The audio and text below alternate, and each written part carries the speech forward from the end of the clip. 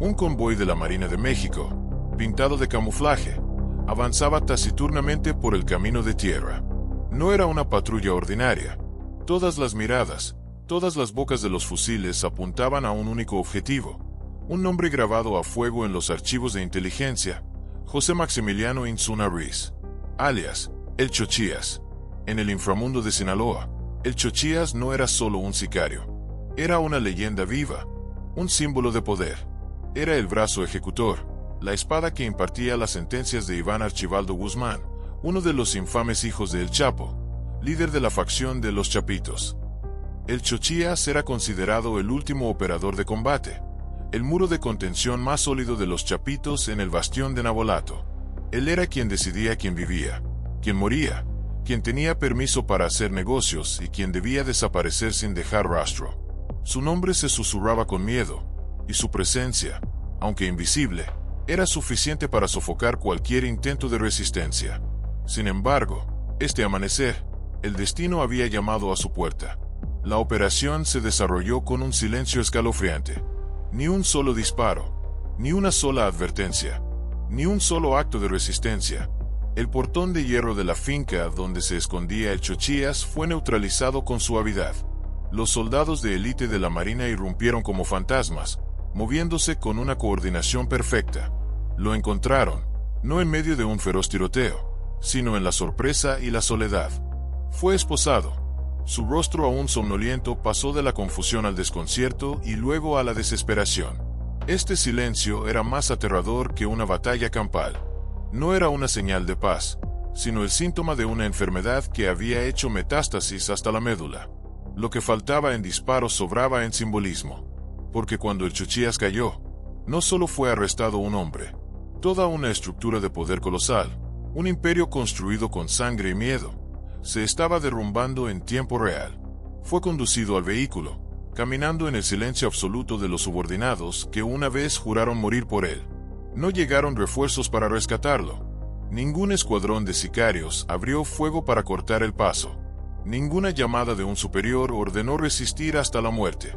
Solo el silbido del viento desolado a través de los campos y el eco de un poder que acababa de extinguirse. El silencio durante su entrega no fue una coincidencia. Fue una sentencia. Demostró que la podredumbre se había extendido desde dentro, que la línea de comunicación se había roto, que la lealtad se había evaporado como el rocío de la mañana. ¿Sería este el toque de difuntos para una era de dominio de los Chapitos? ¿O era solo el preludio de una purga interna? ¿Una guerra por el poder mucho más oscura y brutal? La pregunta quedó suspendida en el cielo de Sinaloa, tan pesada como la noche que acababa de retirarse. La caída de El Chochías no fue solo el fin de un operador. Fue el colapso silencioso pero estruendoso de toda una jerarquía que parecía invulnerable. Como una pirámide gigante. Cuando se retira una piedra angular, toda la estructura comienza a temblar y a agrietarse desde la cima hasta la base. Para comprender la magnitud de este colapso, hay que mirar la estructura de poder de la que el Chochías era una parte indispensable. No actuaba solo. Era el centro de una trinidad que sembraba el terror. El nivel inferior, el brazo derecho. Bajo el mando directo de El Chochías estaba Juan Carlos Azueta, alias el Once. El Once era un personaje completamente opuesto a El Chochías. Si Chochías era el puño de acero, la violencia tangible, el Once era el cerebro invisible, un hombre meticuloso, silencioso, que nunca había aparecido en público. Era un genio de la logística. Coordinaba todo, desde el transporte de cargamentos de armas por valor de millones de dólares a través de caminos rurales desapercibidos, hasta el establecimiento y mantenimiento de una red de comunicaciones por radio de largo alcance. Esta red de oídos y ojos les permitía anticipar cualquier movimiento de las fuerzas gubernamentales, convirtiendo el triángulo de Navolato, Díaz Juárez, Aguamitas en una fortaleza casi inexpugnable. El Once conocía cada rincón, cada camino secreto, cada funcionario que podía ser comprado. Él era quien se aseguraba de que la maquinaria de guerra de los Chapitos estuviera siempre engrasada y funcionando sin problemas.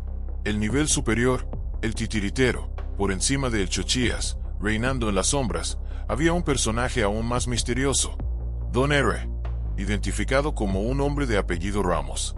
Don R. no era un sicario. Era el verdadero cerebro financiero y estratégico de toda la célula. Él era quien decidía las rutas del narcotráfico, las zonas que debían ser controladas. Lo más importante, era quien gestionaba el enorme flujo de dinero obtenido de las actividades ilícitas. Había convertido la extorsión en un arte, imponiendo impuestos y cuotas de protección a todas las actividades económicas, desde los campesinos que cultivaban tomates hasta las grandes empresas de transporte. Don R. era quien convertía la violencia en ganancias, transformando el miedo en cifras en cuentas bancarias. Esta trinidad, Don R., el cerebro, el chochías, el puño, y el 11, el sistema nervioso, había construido junto a un imperio en la sombra. Un imperio sólido, eficiente y despiadado. Controlaban el territorio no solo con armas, sino también con información, con dinero y con un miedo absoluto. Pero ahora, esa pirámide se estaba derrumbando. El arresto del Chochías sin resistencia envió un mensaje impactante a todo el sistema. Demostró que el puño había sido quebrado. Inmediatamente, el sistema nervioso, el 11, sintió la parálisis. La cadena de mando se había roto. Ya no había nadie en el terreno para recibir órdenes de Don R. y transmitirlas a los niveles inferiores. Ya no había nadie con suficiente prestigio para sofocar el pánico y organizar un contraataque. Lo que una vez fue una estructura sólida como el acero, hoy exhibía grietas claras y aterradoras. La falta de respuesta de las bases, la descoordinación en el mando intermedio y la impotencia de un cerebro sin manos ni pies. Don R., desde su posición de titiritero todopoderoso, se convirtió de repente en un rey sin reino, un general sin ejército. Junto con el colapso de la cadena de mando vino la pérdida de control sobre los corredores estratégicos, las arterias que habían alimentado a toda la organización. Estamos presenciando el comienzo de la desintegración total de la estructura de Iván Archibaldo, o solo una pausa mortal antes de que se reestructure en algo aún más peligroso e impredecible. La escena en Campo Balbuena era desoladoramente silenciosa. Ese vacío, ese abandono absoluto, no fue una coincidencia. Era una regla, un patrón alarmante que se repetía en todo Sinaloa. En los últimos 7 meses, al menos otros 5 operadores de alto nivel, figuras de un estatus similar a El Chochías, habían caído en la red en circunstancias idénticas, solos, aislados, sin ningún tipo de apoyo. En Cozalá, un lugarteniente fue arrestado mientras desayunaba en una cafetería al borde de la carretera. En El Ota, un operador financiero fue capturado en su propia casa, sin un solo guardaespaldas. En Basabe, un jefe de transporte fue rodeado y se rindió incondicionalmente. La historia se repetía con una precisión escalofriante. Ya no había miedo en proteger al superior. Ya no había lealtad en proteger la estructura. La cadena unida por juramentos y sangre ahora se estaba oxidando desde dentro. Los pactos de silencio se rompían con arrestos sin resistencia. Lo más alarmante es que nadie, ni dentro ni fuera del cártel, parecía dispuesto a asumir el riesgo de apuntalar lo que se estaba desmoronando. Este abandono no solo muestra el desgaste de una estructura operativa, sino también una pérdida de control emocional sobre sus propias filas. ¿Qué sucede cuando ni siquiera el miedo es suficiente para mantener un imperio? ¿Estamos acaso ante una decadencia moral más profunda que cualquier campaña táctica? Y entonces, la noche después del arresto del Chochías, un evento confirmó los peores temores. Una camioneta blindada, sin luces, salió silenciosamente de una finca en las afueras de Navolato, en dirección a la costa de Sinaloa. Según fuentes de inteligencia, el hombre en el vehículo era el propio Juan Carlos Azueta, el 11, el segundo al mando, el cerebro logístico de toda la estructura. Su huida no fue un simple movimiento de precaución. Fue una señal clara de desintegración, de ruptura, de deserción desde el más alto nivel. El 11 no huyó a las montañas para esconderse y tratar de reorganizar las fuerzas. No intentó contactar a otras células para llamar a un contraataque. Desapareció hacia las playas, donde yates de lujo y rutas de escape internacionales lo esperaban. Había dejado a Don R. a su suerte. Había dejado a cientos de subordinados a la deriva en la confusión y el caos. Había dejado un vacío de liderazgo que nadie se atrevía a llenar.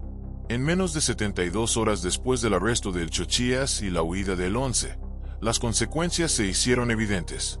3 radios de comunicación estratégicos fueron completamente desactivados, sin más señal. 5 puestos de control de seguridad en rutas clave fueron abandonados. Una serie de operadores de bajo nivel desconectaron simultáneamente sus teléfonos satelitales, cortando toda comunicación con sus superiores. La maquinaria de control precisa al milímetro de antaño se había convertido en un rompecabezas con piezas faltantes. Don R., completamente aislado, sin manos para ejecutar sus órdenes, sin ojos para recopilar información, comenzó a perder el control del territorio a una velocidad vertiginosa. Ya nadie transmitía sus órdenes, y ya nadie llevaba a cabo las represalias para mantener el miedo. Pero el golpe más severo fue simbólico. El 11 no solo abandonó la zona, había abandonado la causa del cártel, y con ello, la leyenda de la invulnerabilidad, de la hermandad de hierro del grupo de los Chapitos, comenzó a agrietarse seriamente.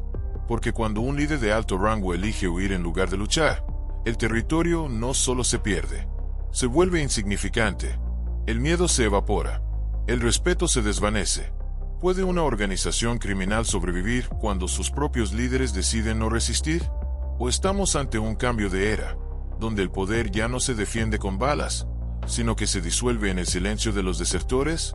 Nabolato, Díaz Juárez, Aguamitas, 3 nombres que durante años habían sido sinónimo del poder absoluto de los Chapitos. Los corredores logísticos estratégicos en el noroeste de México, donde ni una hoja se movía sin su permiso. Hoy, esas áreas están sumidas en un silencio extraño. Ya no hay informes de patrullas de camionetas llenas de sicarios enmascarados. Ya no hay puestos de control improvisados que surgen de repente para revisar documentos y extorsionar. Ya no se oye el crepitar de los radios transmitiendo códigos mortales. La huida de El 11 y el arresto del Chochías habían dejado a Don R. completamente expuesto. Un general sin territorio, sin apoyo y sin estrategia. La respuesta del ejército y del gobierno federal fue inmediata y abrumadora. Se dieron cuenta de que no era momento de dudar. Era una oportunidad de oro para arrancar de raíz uno de los tumores más peligrosos de Sinaloa. En menos de 5 días, una fuerza formidable de 320 soldados de la Guardia Nacional y la Marina fue desplegada simultáneamente en puntos clave de las 3 municipalidades. No encontraron ninguna resistencia. El avance se pareció más a una limpieza que a una batalla. 2 grandes fincas, que se utilizaban como centros de acopio y coordinación de mercancías, fueron aseguradas. 14 vehículos, camuflados y modificados sofisticadamente con compartimentos secretos, fueron incautados. 7 antenas ilegales, los dispositivos que proporcionaban cobertura de radio privada a la célula criminal, fueron neutralizadas y destruidas. Este golpe no fue solo simbólico, fue territorial. Cortó la capacidad operativa de las tropas restantes. Don R., en algún escondite, podría haber intentado aferrarse a los últimos hilos de poder, pero la tela estaba rota por todos lados. El caos comenzó a extenderse entre las filas restantes. Algunos operadores de bajo nivel, al ver que el barco se hundía, comenzaron a pasarse en secreto a facciones rivales, vendiendo información a cambio de seguridad. Otros simplemente desaparecieron, desechando sus armas y volviendo a una vida en la clandestinidad, con la esperanza de que nadie los encontrara. Lo que una vez fue una red organizada, que funcionaba como una corporación multinacional, hoy no era más que un conjunto de piezas sueltas, vulnerables y completamente desorientadas. Y mientras el Estado avanzaba, el silencio de los pueblos que una vez estuvieron bajo su control revelaba otra herida que comenzaba a sanar. La gente, después de años de vivir con miedo, comenzó a asomar la cabeza. Empezaron a surgir susurros. Se enviaron pistas anónimas a las autoridades. La gente comenzó a atreverse a caminar por caminos que antes no se atrevían a pisar. Estaban recuperando lentamente su espacio vital. Sin embargo, el miedo no se desvanece tan fácilmente como el humo. El recuerdo del control brutal todavía estaba grabado en sus mentes, aunque el controlador ya no existiera. ¿Podrá el Estado convertir el colapso de este imperio criminal en una recuperación social real y sostenible? ¿O este vacío de poder será rápidamente ocupado por nuevas caras, nuevas pandillas, con el mismo lenguaje de violencia y poder? El colapso no fue una gran explosión, sino un apagón repentino y total. En cuestión de días, la maquinaria perfectamente engrasada, capaz de coordinar envíos, rutas, escoltas y pagos de manera rítmica, se había convertido en un montón de decisiones improvisadas, inconexas y desesperadas. En Aguamitas, un almacén estratégico, antes vigilado estrictamente con 3 turnos de guardias las 24 horas del día, los 7 días de la semana, fue abandonado sin previo aviso. La puerta estaba abierta de par en par. Adentro había paquetes a medio embalar. En Díaz Juárez, un convoy cargado de precursores químicos quedó varado en medio de la carretera durante más de 12 horas. El conductor, aterrorizado, llamó a todas partes, pero nadie le dio permiso para avanzar, ni nadie le indicó una ruta de escape. En Navolato, una casa de seguridad, que alguna vez fue una fortaleza inexpugnable con un túnel de escape, se convirtió en una trampa mortal, sin cobertura ni salida. Finalmente fue intervenida por las fuerzas federales sin disparar una sola bala. Lo que una vez fueron fortalezas, hoy son jaulas vacías. Lo que una vez fueron símbolos de poder, hoy son las ruinas del fracaso. Este caos es la consecuencia inevitable de un colapso en cadena. Cuando el poder se ejerce sin cohesión, sin lealtad, todo se convierte en un riesgo. Estamos presenciando el final de una estructura de crimen organizado, o el nacimiento de una nueva forma de operación. El crimen desorganizado, algo aún más impredecible y peligroso. La operación de barrido en Agua Blanca reveló mucho más que una batalla. Cuando las fuerzas federales entraron, se habían preparado para una confrontación feroz, pero en su lugar, encontraron un silencio fantasmal. Lo que descubrieron decía mucho más que cualquier tiroteo. Las bases secretas fueron abandonadas a medio terminar. Camionetas sin placas, algunas todavía con las llaves puestas, estaban estacionadas al azar, y fusiles de asalto AK-47, AR-15 fueron desechados junto a cajas de munición de 7.62 milímetros todavía selladas, sin abrir. La escena no era la de una guerra, sino la de una huida en pánico, como si los guardianes del lugar hubieran huido sin atreverse a mirar atrás. En uno de los escondites, encontraron radios todavía encendidos, crepitando en silencio, mochilas llenas de documentos falsos, pasaportes y tarjetas de identidad, mapas con rutas de transporte detalladas marcadas a mano, e incluso una caja de granadas de fragmentación de uso exclusivo del ejército, olvidada a la vista de todos, lo que demuestra un nivel de desorganización inimaginable hace solo unos meses. Las patrullas federales ya no necesitaban derribar puertas ni devolver el fuego. Su trabajo se parecía más al de los recolectores de chatarra, simplemente recogiendo lo que otros dejaban atrás en su apresurada retirada. ¿Cuánto tiempo puede durar una organización cuyo mayor escudo ahora es la huida? ¿Y qué revela esta escena sobre el verdadero estado del otrora poderoso imperio de los Chapitos? Esta escena se repitió en diferentes puntos de Sinaloa, desde el Tecuán hasta las Aguamitas. Al percibir la presencia distante de las patrullas, los operadores ya no organizaban una defensa. Corrían a pie a través de los campos, dejándolo todo atrás. Vehículos blindados todavía en marcha, cargamentos de metanfetamina por valor de millones de dólares sin ocultar, fusiles de asalto Barrett .50 cal, armas capaces de derribar helicópteros, desechados junto a radios encendidos. Pero lo más alarmante no era la propiedad abandonada, sino las decisiones erráticas, los actos de violencia sin sentido. Hubo ejecuciones sangrientas entre células aliadas por sospechas mutuas, tiros al aire sin objetivo aparente por la noche, purgas internas sin coordinación, basadas solo en rumores y paranoia. La disciplina de hierro que una vez dio forma a estas estructuras ahora se había disuelto en la desconfianza. La fría y eficiente máquina de matar de antaño hoy se comportaba como un enjambre de abejas desorientado, quemando su propia colmena. El miedo ya no estaba del lado de las autoridades.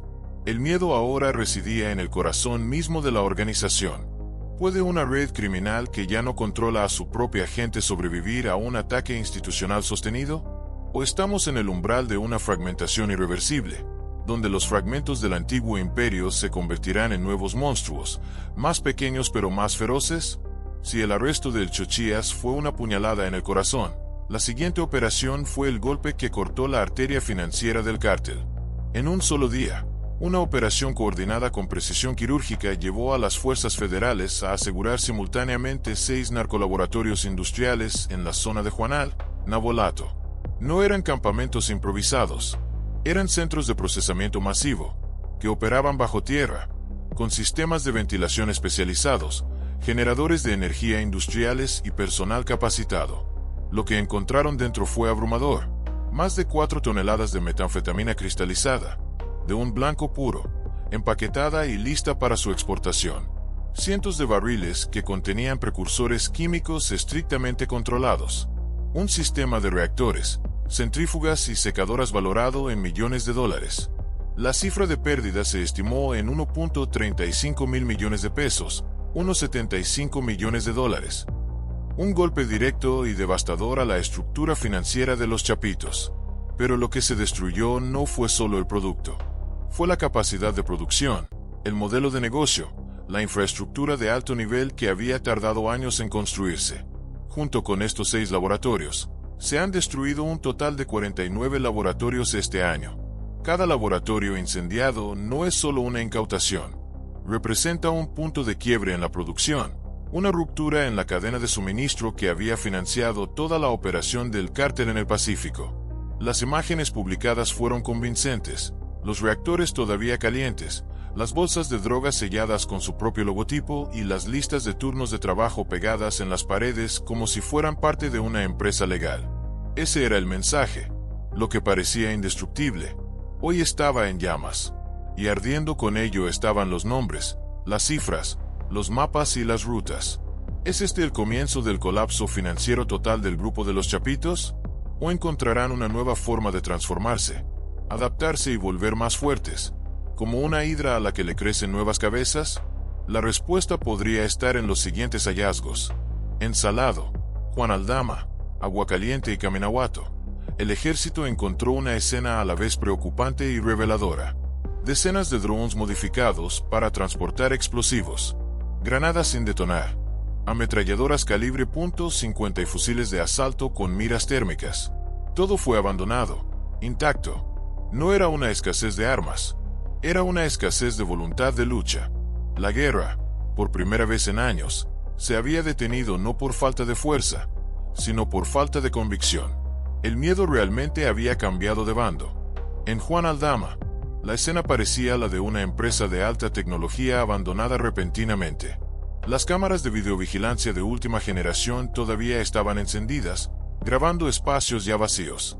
Drones de alta potencia diseñados para reconocimiento y ataque estaban apilados en consolas sin terminar. Contadoras de dinero, vaporizadores con THC, cajas de papel de regalo térmico. Todo estaba allí, intacto, como si el tiempo se hubiera detenido de repente. El crimen organizado siempre se ha definido por su precisión logística y su superioridad tecnológica. Hoy, sus propias herramientas delataban una retirada sin líder, sin plan, sin control.